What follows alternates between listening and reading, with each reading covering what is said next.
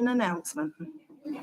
There are no planned fire drills, so if the alarm activates, please leave the building in an orderly fashion via your nearest fire exit.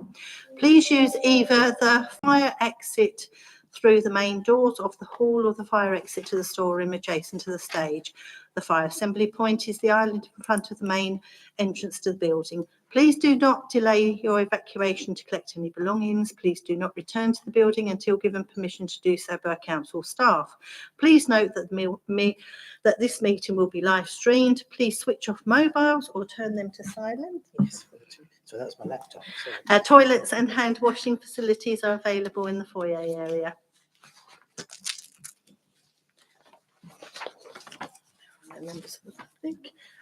Agenda item 1, apologies for absence. Members, we have received apologies from Councillor James Goodin, Councillor Simon Wotton, Councillor Ian Ward, Councillor Mrs Christine Mason and Councillor Gary Myers. Are there any other apologies for absence, please? Oops, sorry. No, nobody is indicating.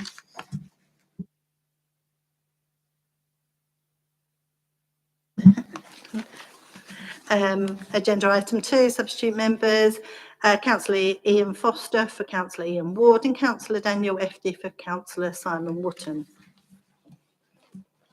Agenda item 3, non-members attending, there are none. Agenda item 4, minutes of the meeting held on the 13th of September 2023. Now I have got one note and then I'll ask members if they've got any comments or notes.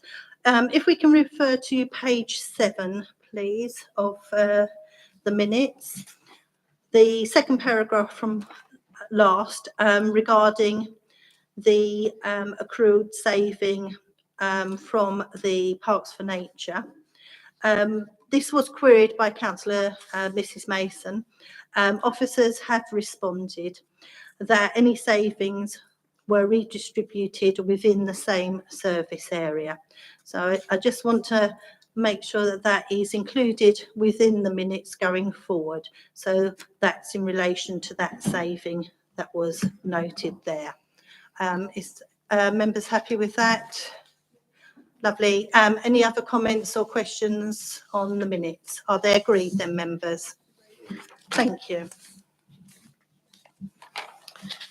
Agenda item 5 to receive declarations of interest. Are there any members? Nobody's indicating. Thank you. Agenda item 6, the One Team Transformation Programme, our strategic partnership with Brentwood Borough Council Q2 update. I will now invite Greg Campbell, the Council's Director of Policy and Delivery, to introduce the report. Thank you, Chair. Good evening, members. Just to update it, the report is fairly comprehensive in front of you. Good news is this is Q2 of the second year. Work is continuing on the service reviews and going through at the moment. You will see risk management and insurance, emergency planning, business continuity, procurement, customer contact and economic development and inward investment. So they've all gone through the process and they're heading towards consultation stage. We're also working on finance and accounting, parking, planning policy, and corporate services, and a number of others will come in through the next couple of months, and we're on schedule to complete all service reviews in time by around April 2024 next year of that phase.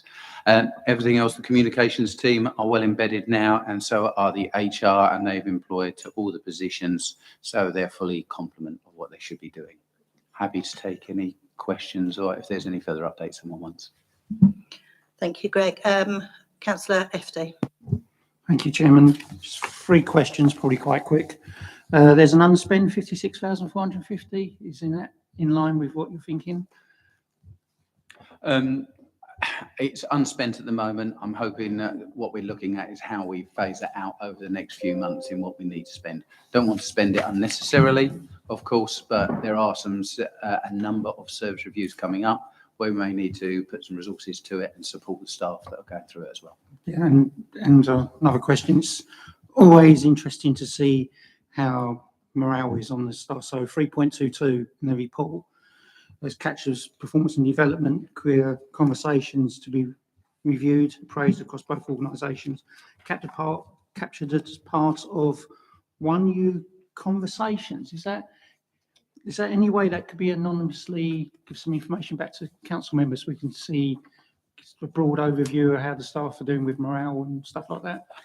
Yeah, so the 1U conversations are kind of our new appraisal process, which is where we put the staff at the heart of the conversation.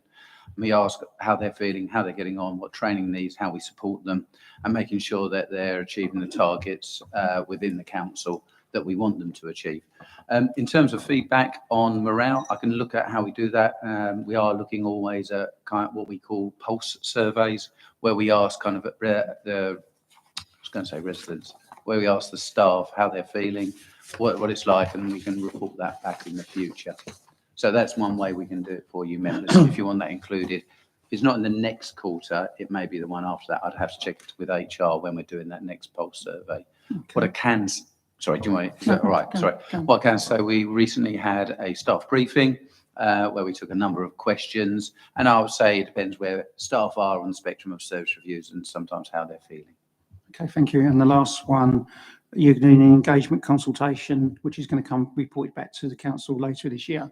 Do we know what sort of form that's going to take? That's 8.1, which is we have to engage with residents and stakeholders to understand the impact of one team. Will be agreed with communications lead member, and results will be reported back to council later this year. Running out of the year. Yeah, no, so we actually had a conversation today, and we've got one scheduled for about a week's time where we're identifying how best we engage with residents to do that. We've just recently invested in Engagement HQ, which is the way we're doing our consultation with the finance budget survey. It's a new platform, and we're hoping to use that as the way forward, and then we'll report back in the Q3. So we're looking at an online sort of engagement. We would be looking at as the predominant way to get engaged with members of the public these days. Okay, thank you. Just before I bring the next member in, just on the back of what Councillor FT said, that 8.1, that's quite a quick turnaround then. When are you thinking of bringing that back to full council?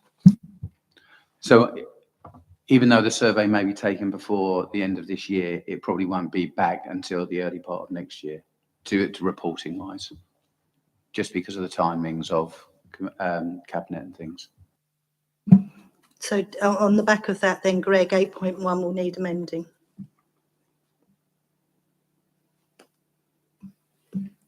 Yes. Apologies. Thank you. Councillor Mrs. Felton. Thank you very much.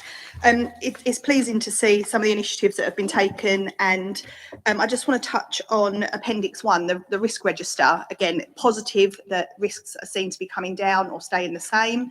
I do have one observation though.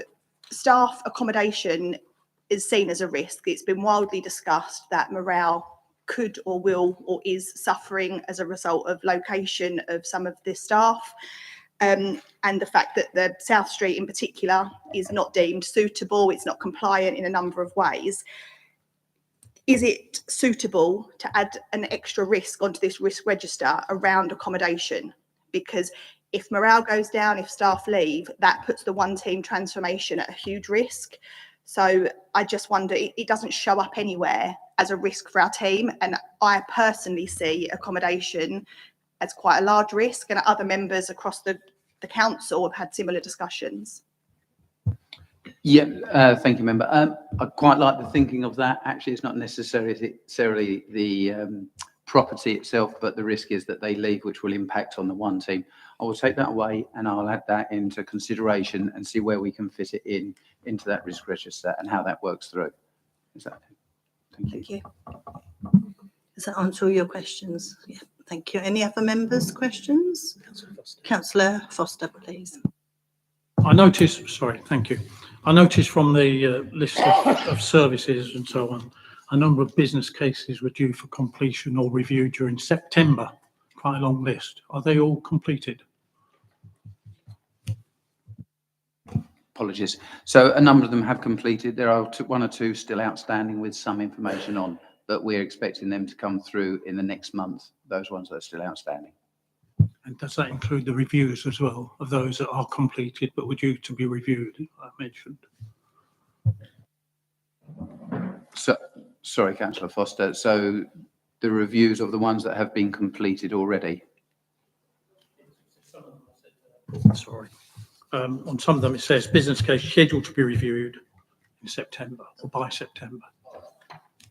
So if some of them have slipped, then they will be being done, but they should have been reviewed in September. It's because this report is the second quarter, so we're already 2 months beyond when that was reported. So if they're saying they were reviewed in September, they should have been reviewed in September. If I can pick them out, is there any specific ones? Sorry, no, it's just a general question. The September date is significant along that big list. Yeah, most of them have been done in September. I'd have to check the list, but because this is quarter two, which ended at the end of August, this is slightly out of sync coming to committee. Just on the back of that then, Greg, you're coming back to overview and scrutiny in January. Will there be any foreseen slippage, or will you see that both the reports that were meant to be taking place in September and October will have been done and we will have a clear new report? Yeah, when I return in January, there'll be a clear report. This will be updated and it will be clear in terms of what has or hasn't been done. What I can do, because of the way that the cabinet system works, this is a little bit late. I can give an overview, an update on the evening if anything has slipped off since the report was meant to be done. So, for example, if something was meant to be done last week and it says it on here, but it wasn't, on the evening, I'll give you a verbal update. Thank you. Councillor Milne, please. Yeah, just a question for Greg. I noticed the last time Chief Officer Appointments Committee in the subject history was back in March. Going into 2024, I believe we've got some chief officers going to be retiring or moving on. So there's proactivity about the recruitment, yeah, on that area. And the other thing is, because unlike a normal single council, a chief officer may find themselves, if they apply for the job, doing double committees in a month instead of singles. Does this is it anticipated this might reflect in salaries? That's it really. And any problems of recruitment, that's all. All I would say on that is that HR with the chief executive, head of pay service, will look at the job description and it gets evaluated across the board, and then it would be probably in line with the strategic director's pay and remuneration that it is at the moment. But there is proactive work going on at the moment. Thank you. Does that answer your question, Councillor Milne? Thank you. Councillor Sparing. Thank you, Chairman. In this report, Greg, there's a number of times it refers to the business case being approved by the Transformation Programme Board.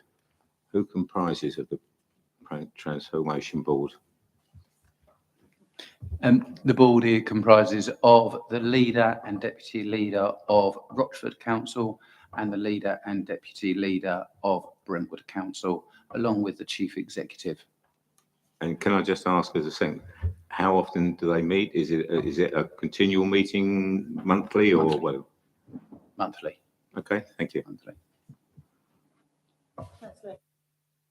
Just going back on what Councillor Milne said, I don't know if it's actually relevant, so I don't know if you'll be able to answer this, Greg, but Steve Summers is leaving and he's employed by Brentwood Borough Council at the moment, correct? How is the breakdown of chief officers or lead officers? So I remember when this was first done, Rochford District Council was hugely outnumbered by Brentwood Borough Council. So would a new lead officer be employed by Rochford or Brentwood, even if he's leaving Brentwood? Yeah, it puts me in a difficult position because I don't know the answer to that one. I can certainly take that back and discuss that with Emily and Jonathan, who will be looking at that recruitment process, and then they can liaise. Thank you. Any other questions, members? No? And I've got a couple myself. Page 6.6, when we're talking about the support for staff, 3.17. When we're talking about mental health and the stress that Councillor Mrs. Belton brought up, at the current time, are there any, what is our numbers of staff on long-term sickness, and also are any of them in senior roles? I have to admit, I don't have those figures to hand. I can get them for you. In terms of senior members of staff, then we can categorise what they are and who they are, and then I can report that as well. Thank you. Yeah, sorry to spring that one on you, but it was after Councillor Mrs. Belton's question. Then on 3.18, the Employee Assistance Programme. I know that this is a confidential programme that employees can access, but is it possible, or have you had a requested to see if there's any sort of themes that come through? Again, I can ask for that information if there is any themes that are coming through. I think it would probably be something that HR would pick up on and then refer back to CLT to identify what other measures we can put in place if there was a reoccurring theme. Thank you. It would be interesting to know. It's just again on Councillor Mrs. Belton's question, if there are in relation to the building where they're the premises that they're working under, that sort of thing. Thank you. And then on the appendix, which is in ever such large writing, the first recommendation, it describes the risk, and it says changes in council leadership result in change to strategic direction. I can't see on here that it actually mentions, and I don't know if it's considered a risk. That's down to officers and fellow members to whether they think it is. We have also incurred the added pressure of changing from the cabinet system to committee. Has this been included sort of as a risk that will hold things up, so to speak? I don't see that as a risk that will potentially hold anything up. I think nearer the time, then we can reconsider that if it's when we're implementing it, and if the committee cycle is slightly different, that we can foresee that there would be a delay. But at the moment, I do not foresee it being or causing a delay. Thank you. Councillor Lambourne, you've got a question? The report's fine, but we're talking about, what are we talking about, 150 staff or something? Wouldn't it have been good to have at least at the top level, an organisational chart within this report so we can see how the staff are allocated? And also it would also be useful if we could see how much work each individual does for Brentwood and how much each individual staff member does for Rochford, because presumably you've got a time allocation system running to allocate time to people. Okay. So we don't have a time allocation. It's not done in that way. The job descriptions are put together when people come into the one team, that actually it's a fair share, and the job description covers both organisations. So it's not actually put down onto a time allocation. So we wouldn't have that information. What we can do is obviously provide the structural chart and identify the different services that fall within each of those service areas. And we can provide that outside of the report. Tim is pointing that he's probably going to say there is a time allocation, but not that I'm aware of. I'm just trying to be helpful on this point. I think with the last time I was here, I kept flying around me as soon as I started talking. The senior leadership team generally are 50-50, the ones that are already serving both councils.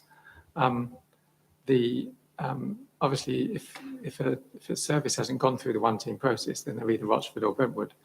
When they come together, that's when there's an issue of how much time will they be spending on either Rochford or Brentwood.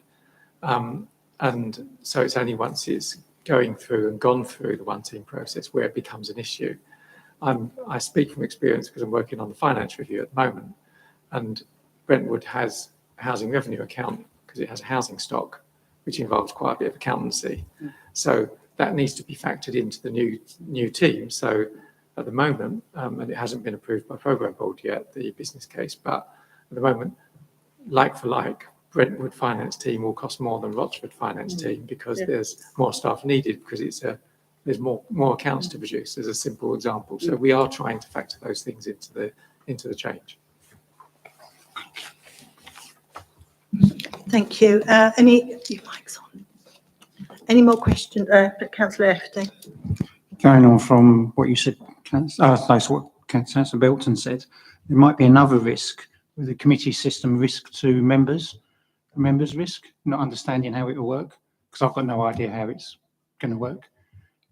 So it could fall down there. That might be training and stuff like that might be taken into mitigate the risk.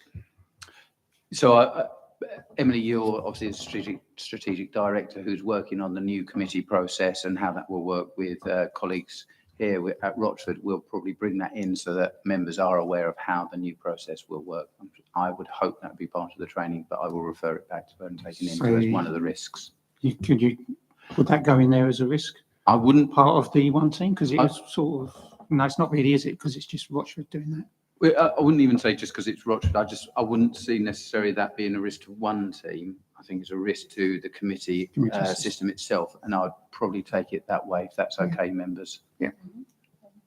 I would just come in. I've just been informed by officers that training for the committee system is in the pipeline. Okay, otherwise I would have suggested that as a recommendation. Councillor Foster, you want to come in? Thank you, Chairman. Just following Councillor Lambourne's question, the org chart is on the website if anybody needs to access it. Okay, thank you. Councillor Mrs. Belton. Thank you. Just referring back to my earlier point, would it be prudent to make a recommendation that the risk is added to the register? Does that need to go through ONS as a recommendation in this report, or is it something that would be done aside from that? Just so I can check, is that the risk Councillor FD was referring to, or your one? My risk relating to staff morale due to workplace and accommodation. So I've picked that up, and I will take that to when we have our regular meeting on one team. That will be picked up when we review the risks at that point. So. And that's fine, Greg, but unless I'm mistaken, officers can correct me, Councillor Mrs. Belton could make that as a recommendation if she so wishes, and if she's got a seconder, we can take a vote on it. Yeah, I'd like to make it as a recommendation, so we've got it on record, and then hopefully you're in support of that anyway. Thank you. I'm going to put you under a bit of pressure now. Do you want to word your recommendation? So the recommendation is to add a seventh risk to the risk register relating to staff accommodation and welfare that would have an impact on morale. Thank you. Have I got to hold on a minute? Go on then, Tim. Thank you. I would just make the point, I'm trying to channel Jonathan here as head of paid service, that there is just a slight concern I have that matters related to staff and staff welfare is an officer responsibility and the head of paid service, the chief executive, and risk generally is managed by officers and reported to members. So I suggest you just add the word suggest to your recommendation, which might then address the issue of any suggestion that you're imposing something beyond what members would normally be involved with. Well, I mean, it's a recommendation anyway, so I'm only recommending that it be added to the risk register, and then that would be for the relevant people at the exec and with Jonathan to agree. So I think I'm comfortable with recommending it because it's not a final decision. Yeah, it is merely a recommendation to the exec. So that stands. Have you got a seconder? Thank you, Councillor Mrs. Gadsden. All those in favour, please raise your hands.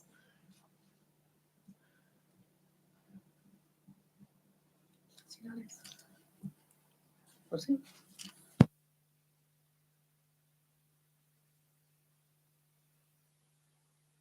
Thank you. Any other members indicating? So, okay, before we move to the adding the recommendation, we have got an amendment to this report on page 6.8, 8.1, the last sentence on that point 8.1, that results will be reported back to council in the first quarter 2024. Happy with that, Greg? Yep. Wonderful.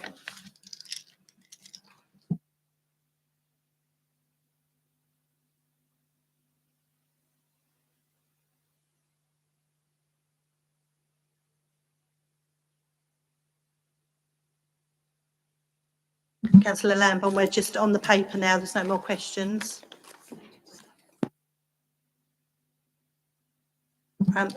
Okay, pop your recommendation forward. Pop your mic on, please. Following on from my point about a full organisation chart right to the very bottom, it's clear from the work I've been doing and others have done that there are lots of vacancies as well, and that people in Rochford are not getting the resources they require. So I would like a risk put in that the allocation of workload between Brentwood and Rochford needs to be monitored so that we can monitor the workload risk between the two councils. And also we can see where the specific vacancies arise, where there are shortfalls.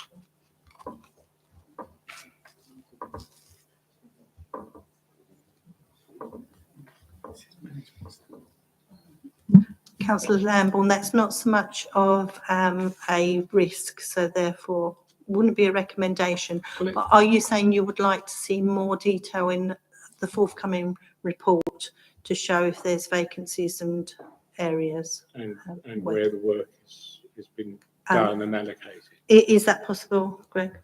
The work done and allocated is down to the management side of things within the authority. So it's a bit difficult to kind of drill down that because the organisations aren't set up in that way anyway. I think what we can do is identify where the resources are in the structure, which we said we could do in terms of the numbers of staff.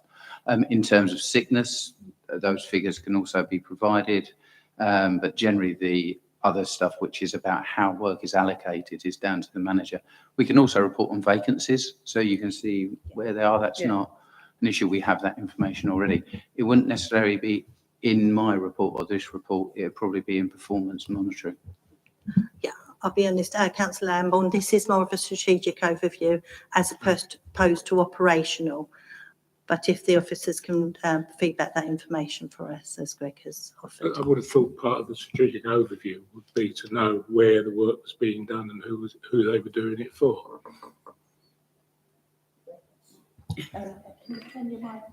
No, I'm not. Thank you. Again, I'll probably follow my colleague Tim. That is more of an operational thing that is down to the managers to identify. I think, especially when it comes into probably the one team, as Tim's alluded to, that's where kind of the separation of work and where one authority may be doing more than the other, that is divided by the cost and who pays what for it. But it still wouldn't be going down to as far as looking at worksheets and timings and things. Yes, Councillor Lambourne. It's just that I come from a finance background and a consultancy background, and every time we did a bit of work, we had to put a code against it to show who we were working for, how much time we put on it, and whatever. And I can't see how Rochford District Council has walked into an arrangement where it doesn't monitor that allocation of time. I think Greg will say time and budgets are monitored. That is just that it's more of an operational role with the managers, and this is more of a strategic overview. I don't know if Greg or Tim want to come back and comment any more on that. Thanks, Chair.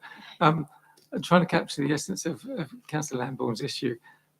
I think the way that senior management handle it, as well as I would suggest members, is to monitor whether or not something's done and how well it's done, not how it's done. So it's not so much workload that is at play. It's whether or not people are doing the job. Just as I would say to my head of finance at Rochford, why haven't you done the Treasury Management Report? Because your equivalent number at Brentwood has done it. That is the same sort of challenge that you could put to officers about outputs and what's actually delivered. And as I said, as regards allocation of time so that there's a fair apportionment of cost, we are picking that up as each one team review is conducted and completed. Thank you. Councillor Mr Mill. Yeah, just a question for Tim. Would it be fair to say, in light of the fact that there's been a continuity of accountancy as we've gone into the transformation programme, but with savings actually highlighted, that in fact, if we were worried about all that, that wouldn't be the case, would it, if we weren't monitoring it that way? Because we seem to have a continuity of accounts and balance sheets, but we also have a saving. So is that a good observation as evidence of it? In general, because the one team objectives were to increase resilience and to deliver efficiency savings. So as a general statement, that is true. Any one particular review may not result in a saving for one or other of the councils, depending on how the configuration of the new team. But as a general statement, that would be true, yes. Okay, and keeping it to the report and talking to the report, one more member, Councillor FD. Councillor Lambourne might be a little bit cart before the horse, because a lot of this report says business space to be approved, and until it's approved, we don't know how many people we're going to need in each part of the council. So I think when the business cases get approved, it will come back to this committee or full council, and then we'll know more. Okay, members, we have got on the table this report is for noting and also recommendations. So first of all, members, is the report noted? Thank you, members. And my Veronica swiftly writes down the recommendation that she's going to pass to me. Okay, and the recommendation, members, to add a further 7th risk to the risk register relating to staff accommodation and welfare that would impact staff morale. All those in favour, members? That's unanimous. Thank you, members. Agenda item. Jo, sorry. Would it be possible to add an amendment? It's been voted on.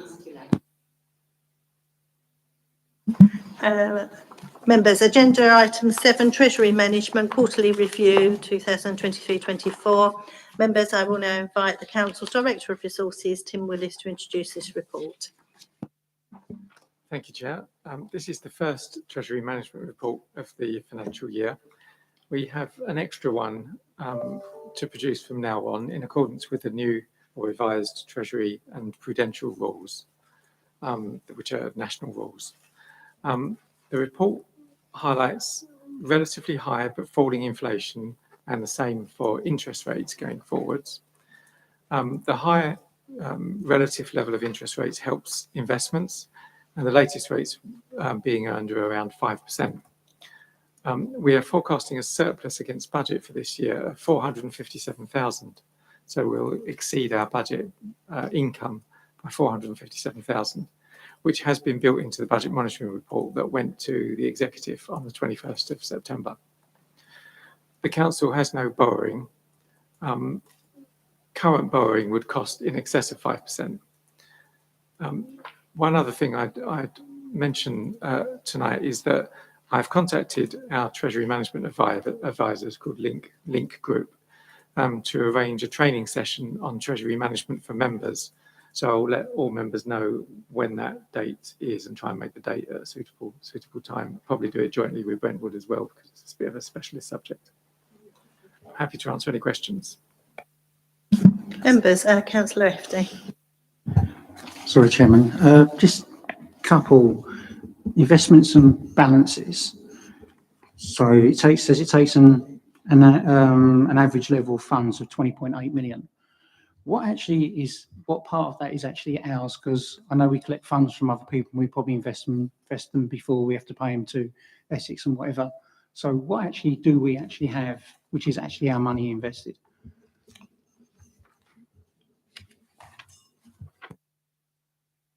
I was going to ask you 2 questions, but as it says, it's the average level of funds. It does fluctuate quite significantly, even on a day-to-day basis, by millions. When we pay the payroll, for example, that's a big chunk. And if there's a big capital project with a big contract payment, that could be a large amount. So it does fluctuate quite a lot. And the main fluctuations tend to be around when we invest money. It's only all relatively short term. So it might be a matter of 3 months. And so then when, once we come to the end of that 3 months, we suddenly get the influx of 5 million back and then we put it out again. So on any one day, it fluctuates quite significantly. The average for the quarter is 20 million, which is not untypical of the sort of amount of cash that we're holding at the moment. Thank you, Tim. I couldn't have answered Councillor FD's question any better myself. Have you another question, Sorry, Councillor he's FD? obfuscated really well around the actual question, was how much of that money is actually ours? Because I remember a councillor a couple of years ago, when we were talking about funds and what funds we had, he took that 20-something million pound and thought that was what we actually had as a council. It's not what we got as a council, it's what we collect for other people, we invest until we pay them out.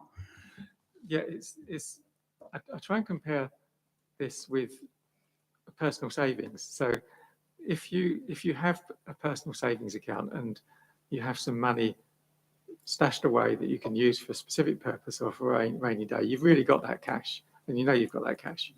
But if you've got a current bank account and there's money flowing in and out all the time, at any one time, it might be really big because you've just been paid, for example, and the rent hasn't gone out. And you think, oh, I've got loads of money, I can spend it, and you haven't. And I think that's the point you're making.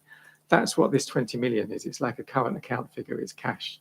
It's not our reserves. Our reserves are what you would see on the balance sheet, on the outturn report, and on the budget reports, which are the last count of about 12 million. That was what I was after, thank you. Thank you, Chairman. Yeah, this is probably a very simplistic question from a simple person. It's great that we're obviously making more money on our investments than we had budgeted for, 457,000 above budget. There's a trade-off, of course, with increased costs due to inflation. Is this not the report to mention how the balance sheet effectively plays out with those inflationary costs taken into account? Yes, it's a fair point, but the difficulty with holding cash in inflationary times is inflation's whatever 6-7% now, and the best we can earn is 5% on our investment. And it sounds great and it looks good in budget terms, but actually inflation's eating away at the value all the time. That is an issue. One of the reasons why there is a sizable amount of cash available in Rochford's accounts is because we know that there's capital programme, which is the big items of spend that the council is committed to at the moment. It's yet to have a revised capital programme. And that means that we retain enough cash in order to cover those costs because we don't borrow. And it's not only inflation has the negative effect, not only of eating away at the value of the cash that we're holding, but if we do eventually have some big spending in the future, it will be at inflated prices. So again, it's a double effect of inflation that's hitting us. I'm not advocating we spend every penny we've got now because it's more efficient, but it is just a consequence, and all we can do is mitigate that by investing it at as good a rate as we can, whilst ensuring that we've got liquidity and it's at low risk. Yeah, thank you for that. I just can't see anything in the report about inflationary pressures, but I guess it's not a report to show that balance. It's a Treasury report, how we invest the money, and this is a bonus, but the inflationary pressures are presumably reported somewhere else. There is reference Not to in- inflation in the report. I'm just looking at 3.1. But it's not quantified, is it? There's some references to inflation in the economic update in section 3. But it's a very macro analysis. It doesn't apply the consequences of the predictions on inflation to Rochford's situation. But if you have inflation and you're holding cash, the solution is spend your cash. That's not necessarily a wise course of action, because really what you're doing is, coming back to Councillor Efty's point, using up the reserves, and once they're used up, you've lost them. So if you spend them on something that's going to earn you a return that can beat inflation, great, but there's not many of those sorts of investments out there. Yeah, I guess my point is that obviously we have costs, we have a procurement side, and their costs are increasing, but it's not quantified anywhere in this report. It's for another report, I guess. Councillor Mrs Gatton. Tim, 2.5.1, in the table below, the first handles and banken, it's a 3-month fixed, I gather, but the interest rate is only 4.2, and the instant accounts are higher. Is that normally reverse of how it normally is with? I just wonder if you could explain.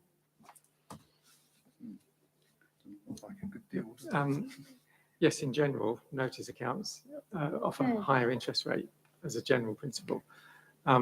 It doesn't always apply, but the main reason this has happened is because the Handelsbanken investment was taken out at a point when interest rates were what they were. And then another moment in time, we took money out with Deutsche Bank, and it was, even though it was instant, it was at a higher rate of interest, just because of the fluctuating rates of interest, which do vary, minute by minute, never mind day by day. Can I just come back and say, so once that 3 month, am I understanding that once that 3 months fixed has come to an end, that you'll then move that into well, from 30th of June. So would that then be reassessed as to going into a different 3-month fixed account with a higher rate? Is that something that they'll be moving the money around? Yes, that's correct. In fact, I was requested to approve a money market transaction just today, and I'm just trying to see if I can find how much it was, but I can't instantly find it, I'm afraid. But it was £6 million, 3 million into Aberdeen money markets. Of the 6 million, the other 3 million still to be allocated at 5.233%. So these things are happening all the time. So yes, as soon as it comes to maturity, it will be reinvested. Yeah, thank you for clarifying that, Tim. Councillor Lambourne. Yeah, on page 7.4 on the capital expenditure table, I noticed that there's a prediction of our capital reserves going down by 1.4 million. Is that money allocated? What are we spending that on? Is that the penalty clauses in the ADP or? Yeah, that's not talking to the paper, Councillor Lambourne. It is. Councillor Lambourne. Okay. Why has our capital reserve gone down? I can answer that question. So this table shows what we originally assumed for the capital programme, 4.87 million spend. And so we needed to finance all of that from all those different sources. And then what it was saying is we're only going to spend 3.762, we're now forecasting. So we're over £1 million, we think, of slippage. We're not going to spend all the capital programme that we thought we were going to spend. So we haven't spent it on expenditure for the year is down by 1.1 million. So that means that we don't have to finance so much capital expenditure. And one of the ones that's changed significantly is the capital finance reserve. We don't need to draw upon so much of the capital finance reserve if we don't end up spending as much as we thought we were going to spend at the start of the year. Does that help? That's a good thing, yes, Yeah, thank you. wonderful. Sorry, I won't get Councillor invited again, will I? 2.9.1, capital financing requirement. What is that? The capital financing requirement is the official definition is the unfinanced element of capital spending. Unfinanced meaning it's not from an external grant, it's not from reserves, and it's not from capital receipts. So the implication being normally the CFR, Capital Financing Reserve, is your external borrowing. But Rochford doesn't have any external borrowing. So I've actually posed this question of Link Group, our Treasury Management Advisors, because this is a historic thing. It's been there for years. And I've been waiting for somebody to ask me that question at every Treasury Management report that I've presented so far. I can only conclude that it was internal borrowing. So that's the opposite of external borrowing. We didn't borrow from somebody else, we borrowed from ourselves, meaning if we've got a lot of cash, then effectively we're just using our cash to give it to ourselves to fund something that costs £77,000. But I'm having that historically looked at to bottom out what that's specifically related to, because I'd be curious as to why we didn't just fund it from reserves or fund it from some other source at that historic moment where we incurred £777,000 worth of capital expenditure. So I can respond to Councillor FD and the rest of the committee once I've got a definitive answer on that, but that's as much of an answer as I can give right now. Thank you, Tim, and I think you've made Councillor FD's name. Councillor Cross, please. Thank you, Chairman. Just a quick question to Tim. S106, Section 106 income, where does that come from? How is that quantified? And how can it be increased more effectively? So this is in the table in paragraph 2.8 on page 7.4, yeah? Yeah. The Section 106 income is related to if there's a development in the district, the developer will pay a certain sum in order to get planning permission, which relates to typically traditionally infrastructure that needs to be enhanced, but it's often to do with things like play spaces and such like. And the way to increase Section 106 income in general is to approve more planning applications, which requires people wanting to build in the district. There are other options other than Section 106, but that's the main means by which you can monetize as a council planning applications, planning approvals. And this will just be the amount that is being allocated to this year's capital programme. And it is ring fenced. There'll be a capital project or projects worth, we budgeted for 70,000 and we think it will be 80,000 for the year now. They will relate to specific projects which are Section 106 funded, and we can't use that Section 106 funding for anything other than those projects it's being used for. That's not to say there's all that there is. That's the only Section 106 funding. There's often Section 106 held sometimes for years before it's used, because the development agreements sometimes allow for years before you need to actually incur the expenditure and then claim the funding from the developer. But that's the amount that we're due to allocate this financial year against this year. Yeah, thanks for that, Tim. Anecdotally, I've heard that Section 106 finance has been, there's been missed opportunities to recover it. Is it down to officers to effectively put in a claim for it, or is it? Councillor Cross, that might be outside of this report, if I'm honest with you, but you can take that up with the officers around Section 106. They will be able to give you a whole breakdown of what is available. As Tim explained, it will be earmarked. So sometimes the developer will hold on to it until you've got a project coming forward. So it is quite useful to know. So perhaps officers could make sure that that report's sent over to Councillor Cross. Thank you. Councillor Mrs Gadsden. Tim, going back to the 777 figure, could I just ask, when you report back to us, whether this figure, whether there is any outstanding balance, originally where it's come from, whether there's any outstanding balance and what it was spent on, if it was spent, and if it was an asset, how relevant is that figure in terms of any depreciation of an asset? Do you see what I mean? Where is it being balanced as to what we've spent it on? And if it's an asset, its value now, and as that loan, if it was a loan, has it been completely paid? I'll provide what information I can. It might be really old, might go back many years, so there might be limited information, and quite often with funding of the capital programme and treasury management, it's difficult to identify a specific asset against a particular loan, and this isn't an external loan, but in terms of a specific loan, sometimes funding is just pooled.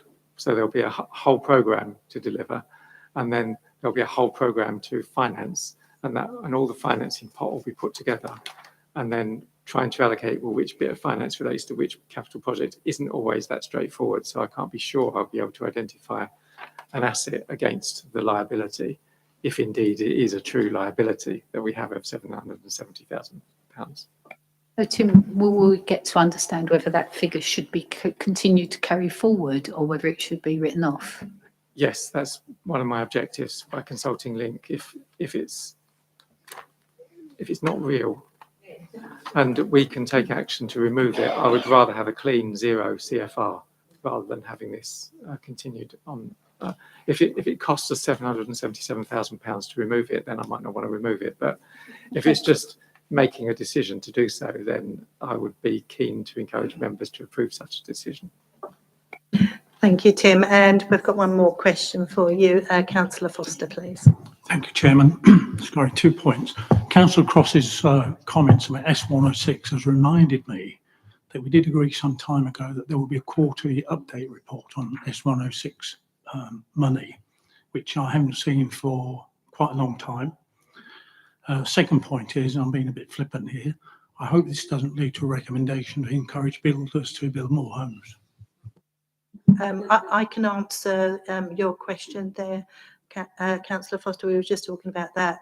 There is a report that goes in front of, I think it was the planning policy. So that will be circulated to all members after Councillor Cross' question there. If I may, I am on that, and we haven't emphasised we haven't seen it for a very long time. Yeah, and that isn't for this meeting, so officers have made a note of that. Thank you, Councillor Foster. Any more members' questions on the paper that's in front of you? No, thank you. Then we have the one recommendation to note the contents of the Treasury Management Q1 report. Is that noted, members? Thank you, members. Thanks to our officers, Tim and Greg. And if you would like to excuse yourselves, you're most welcome to do so.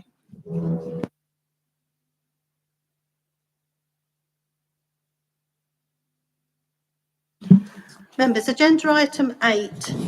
It is the appointment of a working group to review the council's outside bodies and partnerships. So, members, I would like to ask members to volunteer to join this working group as per the scoping document which was agreed at the meeting on the 13th of September. Members, could I have hands for anybody willing to do this? Councillor Mrs Belton. If I may, I'm not volunteering, but I'd like to put forward councillors Wootton and Ward if there's space for them because of their understanding of outside bodies. Could consider themselves on the list.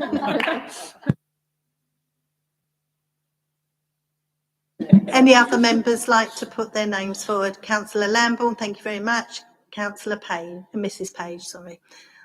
Thank you, that's 4. That should suffice. Would you like myself on there or the Vice Chair? Odd numbers is always better, Chairman. Okay, I'll go on there then.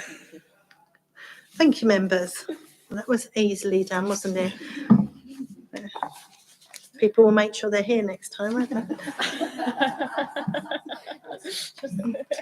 Agenda item 9, the key decisions document. Members, this is the same document that you saw last meeting. So unless there's any questions, Councillor FD. Sorry. All right. The key decision over suspension of parking charges on Saturday before Christmas. I'd like to recommend, this is a shame that Phoebe's not here to answer these questions. It's churn, car park churn. It says on here, the charging in the car park may be perceived as having a negative impact on the high street trade at key period of the year, but it could also have a positive impact regarding churn of vehicles. So I'd like to maybe recommend that there's a survey of cars and vans that are just dumped in the car park over the weekend, which aren't actually encouraging people to shop, and people will go somewhere else. I don't know if you can on that, I'm not sure.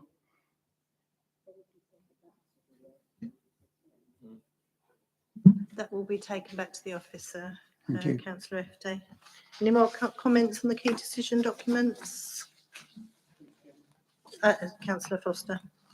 Thank you, Chairman. Just probably the same questions I asked on the earlier report. The decisions that were due to be made in September, have they been made?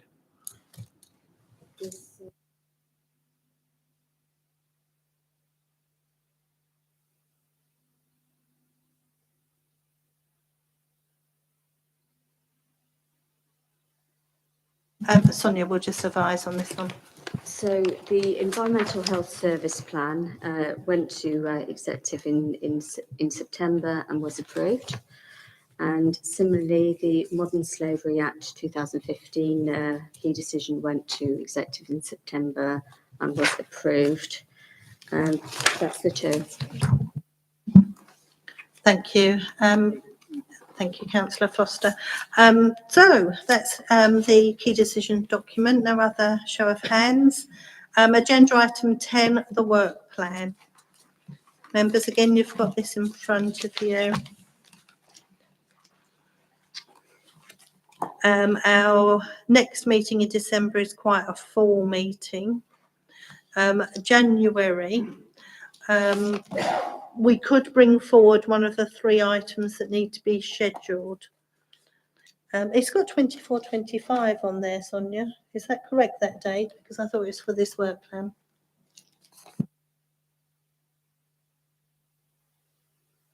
It's 23, 24. Fine. So, members, any suggestions for which one of those 3 we could slot in January? Councillor Mrs. Belton. I'd like to see the outcome of the council's planning service review, if possible, because that's quite a prudent one that members have asked about multiple times. So if we could see it sooner, I think that would be helpful. All in agreement for that one? Lovely, thank you, members. Thank you. And then we've got February. Which one of the remaining 2 would you like to bring forward for February? Shall I suggest the pre-scrutiny of local cycling and walking infrastructure plan? Sonia, will that be available in time for then, do you feel? I'll have to go back to the officer and ask for that, to be brought forward. If there's a problem, then I will notify. Okay, if there is a problem, then if that could come forward in March. If not, in March will be the review of engagement with stakeholders and residents. Thank you, members. Anybody? Sorry, Yes. Chair. And would it be prudent that we in January actually review the work plan, just to make sure that it's achieving what we want to achieve, in case we want to bring anything different at that point with the last 3 months of it to go? We usually do add those for the forthcoming municipal year. And if there are items that you would like to bring forward to the work plan before then just bring those forward at this meeting or through the officers. So we can do that at any point? At any point, Right, as long as okay. we can accomplish that amount of work in that time. I'm sure we can with your effective chairing. Oh.